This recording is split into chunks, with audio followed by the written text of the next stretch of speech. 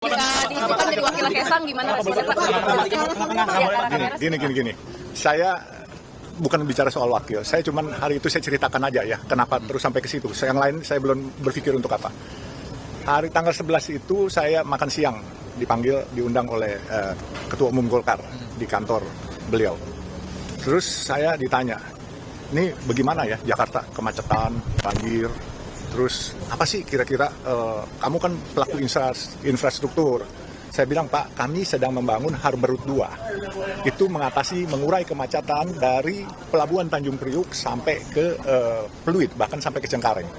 Sebab nanti setelah Harbor Route 2, kami juga mendapatkan tugas lagi untuk Pelura yaitu Pluit Bandara. Jadi kami bikin tol di sana.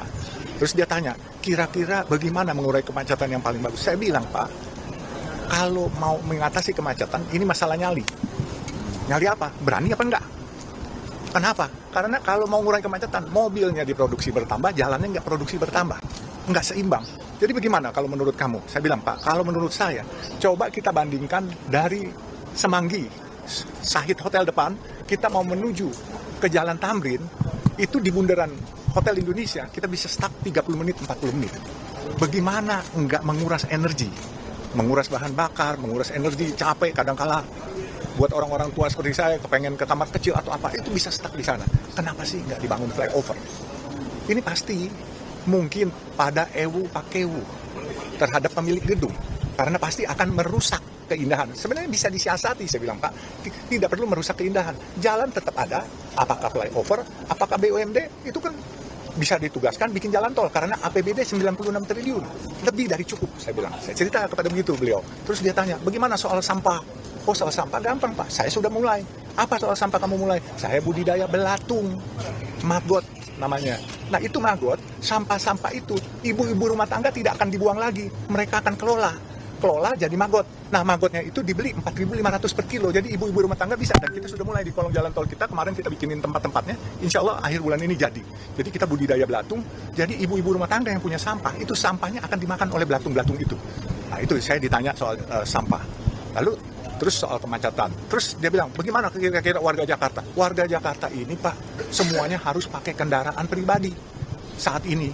Kenapa? Karena angkutan umumnya belum nyaman. Walaupun sudah ada MRT, LRT, ya kan, sudah ada busway, harus dibikin yang lebih baik. Bagaimana bikin baik? Pak, shelter-shelternya coba dibikin kayak tempat shelter bus. Pasti, Pak, orang-orang berdasi itu semua pada mau kok naik busway, naik MRT, naik apa semua. Nanti dibikin bus-bus itu. Warga Jakarta, kalau perlu APBD banyak, subsidi, transportasi gratis, kesehatan gratis, nggak ada lagi iuran BPJS, sekolah gratis. Ini kan warga kita, rakyat kita, saya bilang gitu. Kita sampai segitu. Saya pulang. Kan jam 1:30 saya udah pulang ke kantor. Tahu-tahu saya dapat telepon jam 2:30. Saya diminta datang ke DPP Golkar. Saya bilang, kenapa lagi, Pak?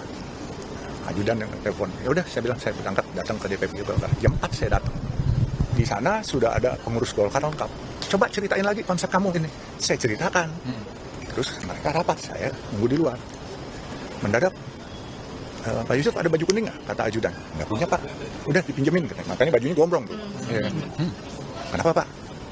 Ya udah, nanti tunggu aja katanya. Tahu-tahu datang teman-teman dari PSI.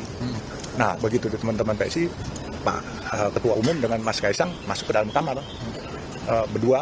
Terus saya tunggu di depan. Tahu-tahu sudah keluar memperkenalkan semua. Terus saya mendadak dipanggil. Terus kamu ditunjuk untuk kalau Pak Kaisang mau, katanya ini wakilnya.